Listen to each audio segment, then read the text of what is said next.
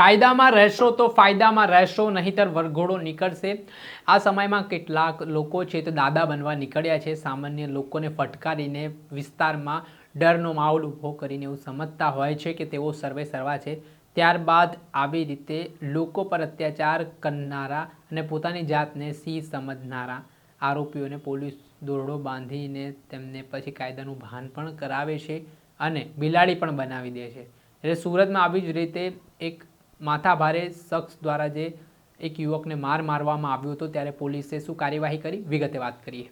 વૈષ્ણવજન તો તેને કહીએ જે પીડ પરાઈ જાનાને રે।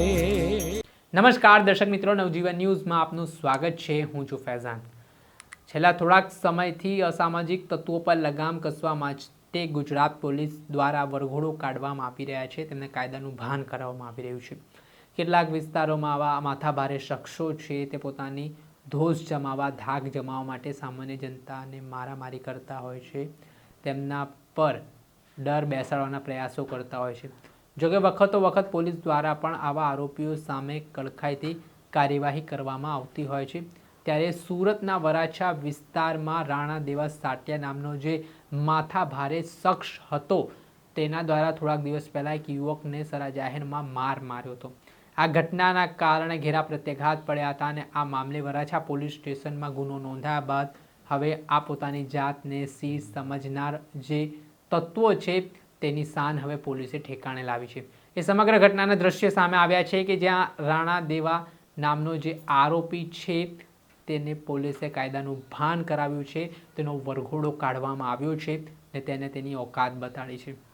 ત્યારે હવે જે રીતે કેટલાક અસામાજિક તત્વો છે તે હજી પણ સુધારવાનું નામ નથી લઈ રહ્યા, જાહેરમાં પોતાનો ડર બતાડવા માટે લોકોને ફટકારી રહ્યા છે, ઢોરમાર મારી રહ્યા છે। ત્યારે બીજી તરફ સુરત પોલીસ દ્વારા પણ આવા આરોપીઓ સામે કડકમાં કડક કાર્યવાહી કરવા માટેની તજવીજ હાથ ધરી છે। ત્યારે આગામી સમયમાં જોવું રહ્યું કે આ આરોપીની શાન ઠેકાણે લાવવા માટે હજી કયા પ્રકારના પગલાં છે તે પોલીસ દ્વારા લેવામાં આવે છે, પણ આ ઘટના બન્યા બાદ હવે કઈ રીતની કાર્યવાહી આગામી સમયમાં થાય છે તે આવનારો સમય બતાવશે। દર્શક મિત્રો, આવા જ નવા વિડીયો સાથે આપણે માહિતગાર કરતા રહીશું, ક્રાઇમથી જોડાયેલી સ્ટોરી આપના સુધી પહોંચાડતા રહીશું, એટલે નવજીવન ન્યૂઝ જોતા રહો। વૈષ્ણવજન તો તેને કહીએ જે પીડ પરાઈ